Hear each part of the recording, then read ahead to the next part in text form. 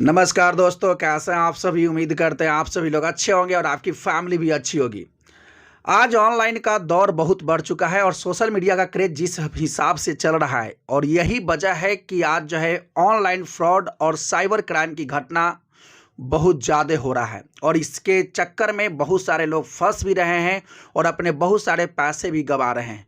हालांकि इससे बचाव के लिए भारत सरकार ने बहुत सारे ऐसे ऐप और पोर्टल और बहुत सारे ऐसे वेबसाइट आ चुके हैं जो गवर्नमेंट जो है सीधे कहती है कि किसी के पास यदि कोई भी कॉल या कोई भी फ्रॉड वाले कॉल आते हैं तो आप उस पर जाकर कंप्लेन कर सकते हैं और इस फ्रॉड से बच सकते हैं। तो दोस्तों, आज जो हम आपको सच्ची घटना सुनाने जा रहे हैं वो इसी प्रकार से ऑनलाइन फ्रॉड का है, जो कि हरियाणा के हिसार का है। दरअसल होता यह है कि एक कुरियर आता है एक व्यक्ति के घर पर। कुरियर वाला घर की घंटी बजाता है। उसके बाद घर से बाहर एक 60 साल का एक व्यक्ति बाहर निकलता है और वो व्यक्ति से कुरियर वाला कहता है कि आपका कुरियर एक आया है, आप इसको रिसीव कर लीजिए। वो घर के बुजुर्ग कहते हैं कि हमने तो कुछ ऐसा सामान मंगाया नहीं है, लेकिन फिर भी कहता है कुरियर वाला कि आप ही कहा, इसके बदले आपको कोई चार्ज नहीं लग रहा है, बस आप इसको रख लीजिए। जैसे ही वो उस कुरियर वाला से सामान रिसीव करते हैं और उसको खोल के देखते हैं तो उनको पता चला कि इसमें एक मोबाइल है और एक सिम है। उनको लगा कि भाई ये कहाँ से लॉटरी लग गया, लेकिन फिर भी उनको शायद कहीं से किसी प्रकार से ये जानकारी मिला था कि आपका शायद लॉटरी लगा है और आपको बहुत जल्द एक मोबाइल और सिम मिलेगा। और उनको शायद याद आता है कि शायद वही लोग जो है भेजे होंगे मोबाइल और सिम कार्ड, और इसी वजह से वो मोबाइल को जो है चालू करते हैं और सिम लगाते हैं। और जैसे ही सिम लगाते हैं उसके बाद उनके साथ अनहोनी होना शुरू हो जाता है और लगभग 1,34,00,000 रुपए यानी उनके अकाउंट से उड़ जाते हैं। और इस घटना को अब जानते हैं पूरा डिटेल से, आखिर 1,34,00,000 कैसे उड़े और आखिर इसके पीछे क्या क्या साजिश थी और अंततः इसका परिणाम क्या हुआ। तो दोस्तों, जब ये बुजुर्ग व्यक्ति अपने मोबाइल में यानी सिम लगाते हैं, जो न्यू मोबाइल इनको मिला था, और जैसे ही लगाते हैं उसके कुछ दिनों बाद उनके पास एक वीडियो कॉल आता है। और वीडियो कॉल आता है, उस पर एक लड़की का आवाज़ आता है। और ये जो है लड़की का आवाज़ सुनकर ये शुरुआती दौर में तो अचंभित रहते हैं, क्योंकि ये पेशे से डॉक्टर हैं और इनका उम्र 73 साल का है। लेकिन ये शुरुआती दौर में उस लड़की से कहते हैं कि भाई हमारा उम्र जो है 73 साल है, मैं बुजुर्ग हूँ, मैं तुमसे बात क्यों करूँ। लेकिन वो लड़की कहती है कि आपका आवाज़ जो है अच्छा लग रहा है, ये आपसे बात करने का मन कर रहा है, इसलिए आपसे बात कर रही हूँ, अन्यथा हम सबसे बात करते भी नहीं हैं। ये डॉक्टर साहब को भी शुरुआत में शायद अजीब लगा जरूर था, लेकिन ये फिर भी ये भी बात कंटिन्यू रखते हैं। उसके बाद दोनों में बातों का सिलसिला शुरू होता है। उसके बाद ये लड़की जो है इस डॉक्टर साहब को यानी बाथरूम में आने के लिए कहते हैं कि हम भी जा रहे हैं और आप भी आइए। और उसके बाद जिस प्रकार से लड़की हरकत कर रही थी, वो अपने कपड़े उतार रही थी, उसी तरीके से डॉक्टर साहब भी अपने कपड़े उतारते जाते हैं। और ये जो है दोनों के बीच ये वीडियो कॉल पर यानी लाइव चैट चल रहा था, लाइव वीडियो कॉल हो रहा था। और धीरे धीरे जब डॉक्टर साहब ने अपने सारे कपड़े उतार दिए और ये सभी चीज़ शूट हो रहा था, और लगभग 6 मिनट 54 सेकेंड का ये वीडियो शूट हुआ। और ये लड़की इसके बाद कॉल काट देती है। और जैसे ही ये कॉल करता है, अब लड़की की तरफ से उधर से डिमांड आता है कि डॉक्टर साहब आप जो भी करतूत कर रहे थे वो सभी के सभी चीज़ अब जो है रिकॉर्ड हो चुका है, और इसके बदले हमको 5,000 रुपया चाहिए।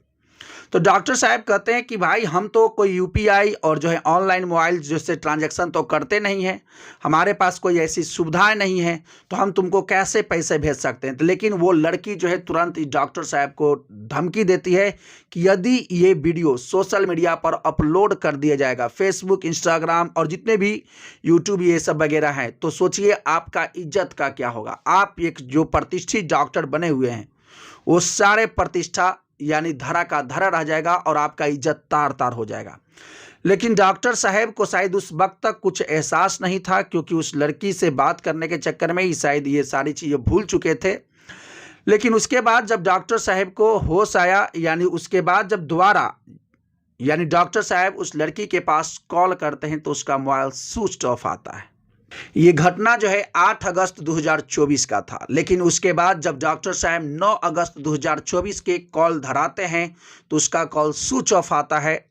10 अगस्त को भी स्विच ऑफ था, 11 अगस्त को भी मोबाइल स्विच ऑफ उस लड़की का था, लेकिन 12 अगस्त को फिर से एक वीडियो कॉल आता है डॉक्टर साहब के मोबाइल पर, और उसमें इस बार एक अधिकारी जिसका नाम राम पांडे है, जो कि सीबीआई अधिकारी के रूप में इनके सामने आता है और इनसे कहता है कि डॉक्टर साहब, आप जो लड़की के सामने जो करतूत कर रहे थे और वो सभी के सभी जो है यानी वीडियो हमारे पास पहुंच चुका है और हम इससे बहुत ज़्यादा शर्मिंदा हैं, लेकिन हम नहीं चाहते हैं कि ये वीडियो जो है आगे बढ़े और ये आपका इज्जत खराब हो, तो इससे अच्छा है कि इस मामलों को दबा दीजिए, और कहीं ये मामला जो है यूट्यूब पर ये वीडियो अपलोड कर दिया जाएगा तो आपका इज्जत का धजिया उड़ जाएगा। और ये जो सीबीआई ऑफिसर के रूप में राम पांडे आए थे, ये कहते हैं कि हम यूट्यूब के जो हेड हैं यानी उनको हम जानते हैं, जिनका नाम संजय सिंह यादव है, यदि आप इनसे मिलें और इनसे बात करें तो शायद ये मामला सुलझ सकता है। लेकिन जैसे ही ये बुजुर्ग व्यक्ति संजय सिंह यादव से बात करते हैं तो संजय सिंह यादव यानी इनसे 3 लाख रुपए की डिमांड करते हैं। कहते हैं कि यदि आप जो है 3 लाख रुपया दीजिएगा तो आपका जो ये वीडियो शूट हुआ है वो यूट्यूब पर अपलोड नहीं होने देंगे हम। उसके बाद ये जो है डॉक्टर साहब उसको जो है 3 लाख रुपए अपने पत्नी के अकाउंट से आरटीजीएस करते हैं और उसको पैसे दे देते हैं। उसके बाद कुछ दिनों के बाद तुरंत फिर से कॉल आता है कि डॉक्टर साहब, आखिर तो आपने यूट्यूब पर तो वीडियो जाने से बचा लिया, लेकिन बहुत सारे अभी भी सोशल मीडिया के प्लेटफॉर्म है जैसे इंस्टाग्राम, फेसबुक, स्नैपचैट, बहुत सारे हैं, यदि इस पर जाएगा तो भाई हम रोक नहीं सकते हैं। यानी इसको यदि आप रोकना चाहते हैं तो आपको फिर से कुछ पैसे देने होंगे। और उसके बाद जो है 3 लाख रुपया फिर से दिया गया, फिर से 3,58,000 रुपया फिर से दिया गया, ताकि ये सभी जो साइट्स हैं वहाँ पर ये वीडियो अपलोड ना हो पाए। डॉक्टर साहब के पास फिर से कॉल आता है कि भाई आप तो अभी तत्काल जो है यानी कुछ प्लेटफॉर्म पर रोक दिए हैं वीडियो जाने से, लेकिन अगर चाहते हैं कि ये पूरा जो है अस्थायी रूप से ये मामला ही दब जाए, यानी ये सारा जो घटना घटा है ये सब चीज़ खत्म हो जाए, तो इसके लिए आपको जो है $25,000 का एक स्टाम्प बनाना होगा। तो डॉक्टर साहब कहते हैं कि ये कैसे बनेगा, तो डॉक्टर साहब को उधर से बताया जाता है कि आपको कुछ नहीं करना है, बस केवल आपको ये जो है लगभग जितना रुपया बनता है वो आपको दे देने हैं, बाकी हम सभी लोग देख लेंगे। तो $25,000 का लगभग होता है 20,17,000 रुपया के आसपास डॉक्टर साहब से डिमांड किया जाता है। तो डॉक्टर साहब कहते हैं कि इतना पैसा तो एक बार देना मुश्किल है, क्या आपको हम कई किस्तों में करके दे सकते हैं? तो उधर से आता है कि कोई बात नहीं, आप 2-3 बार करके ही दे दीजिए। और डॉक्टर साहब फिर से 20,17,000 रुपया उन लोगों को दे देते हैं। और फिर से ये जो है इनके पास डॉक्टर साहब के पास एक और कॉल आता है और उसके बाद ये कहा जाता है कि अब जो है ये मामला जो हमारे सीनियर ऑफिसर के पास पहुंच चुका है, और यदि आप ये चाहते हैं कि ये मामला दबे तो आप इसी सीनियर ऑफिसर से बात कर लीजिए, अब ये क्या चाहते हैं। और उस सीनियर ऑफिसर का नाम है राकेश अस्थाना। और जब इनसे ये जो है डॉक्टर साहब बात करते हैं तो ये सीनियर ऑफिसर इनसे 10 लाख रुपए की डिमांड करते हैं और ये कहते हैं कि डॉक्टर साहब आपने जो करतूत किया है इससे तो हम बहुत ज़्यादा यानी हताश और परेशान हैं, लेकिन अब क्या करें, आपका मामला हम दबाना चाहते हैं और हम नहीं चाहते हैं कि आपका इज्जत तार तार हो, इसके लिए आपको 10 लाख रुपए देने होंगे ताकि आपका मामला दब सके। डॉक्टर साहब फिर से जो है 10 लाख रुपया देते हैं, लेकिन जो है अब इनसे फिर से यानी कुछ दिनों के बाद 22 अगस्त 2024 को फिर से इनसे 10 लाख रुपये लिए गए। इसी प्रकार से बोल करके फिर से जो है यानी उधर से कॉल आया कि आपने तो सभी को तो शांत करा दिया, लेकिन हमारे साथ जितने अधिकारी काम करते हैं, ऑफिसर्स काम करते हैं, इनको जो है पैसे कैसे दिए जाएंगे, इनका मुंह शांत कैसे रहेगा। इसके लिए भी डॉक्टर साहब से फिर से 15 लाख रुपया यानी ऐंठा जाता है। और फिर आता है मामला 27 अगस्त 2024 को, और एक बार फिर से कॉल किया जाता है और उधर से बताया जाता है कि डॉक्टर साहब आप जिस लड़की से बात कर रहे थे उसने अपनी जान दे दी है, और यदि आप चाहते हैं कि आप इस मामले में न फंसे और आप पर कोई कार्रवाई न हो तो इसके लिए उसके परिवार वालों को 30 लाख रुपया देना होगा, हम बाकी सब समझ लेंगे। डॉक्टर साहब उस परिवार वाले के नाम से फिर से जो है यानी 30 लाख रुपया देते हैं ताकि ये फंस ना सके। लेकिन इसी प्रकार करते हुए टोटल जो है डॉक्टर साहब यानी जो है 1,34,00,000 रुपया इन लोगों को दे चुके थे और ये लगभग 24 दिन में इनके पास ऐसा घटना घटा था और 24 दिन के अंदर ही इनका इतना सारा पैसा डूब चुका है। लेकिन डॉक्टर साहब के पास अब जितने भी जमा पूंजी थी वो लगभग अब समाप्त होने वाला था। अब डॉक्टर साहब यानी जो इनके पास कॉल आता है अब इससे परेशान हो जाते हैं और अब अपना मोबाइल स्विच ऑफ करते हैं। जब डॉक्टर साहब अपना ऑफिस जाते हैं तो वहाँ पर ये अपने स्टाफ से ये बात को शेयर करते हैं रोते हुए कि मेरे साथ ऐसा ऐसा घटना घटा है। तब उनका स्टाफ बताता है कि डॉक्टर साहब आपके साथ ऑनलाइन फ्रॉड हुआ है और इसका जो है घटना जो है यानी आपको कंप्लेन करना चाहिए ताकि आपके साथ जो फ्रॉड हुआ है उसका रिकवरी हो सके।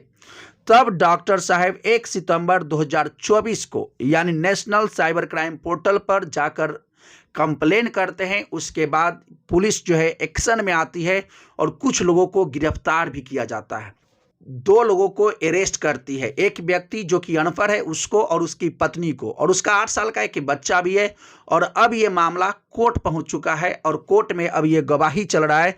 और 1 जनवरी 2025 को यानी ये महिला जो कि कह रही थी कि इसमें हमारा कोई योगदान नहीं है, हमको छोड़ दिया जाए, लेकिन प्रशासन की तरफ से दलील दी जाती है कि यदि इस महिला को छोड़ दिया गया तो ये सबूत के साथ छेड़छाड़ कर सकती है, इस वजह से इसको बेल न दिया जाए। और इस वजह से यानी कोर्ट ने भी इनको अभी जो है यानी हिरासत में ही रहने का आदेश दिया है।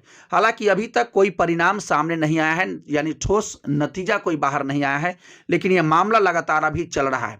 लेकिन एक बात आपको हम बताना चाहते हैं कि यदि आपके पास ऑनलाइन कोई भी कॉल आए और आपसे कहा जाए कि आपका लॉटरी लगा है, आपका ये हुआ है, आपका वो हुआ है, या ओटीपी का नंबर पूछा जाए या एटीएम का पिन पूछा जाए, तो ये सब यानी किसी को नहीं बताना है। भले वो कहे कि हम बैंक से बोल रहे हैं, क्योंकि बैंक वाले कभी भी जो है आपसे ओटीपी या एटीएम का नंबर या पैन नंबर कुछ भी नहीं मांगते हैं।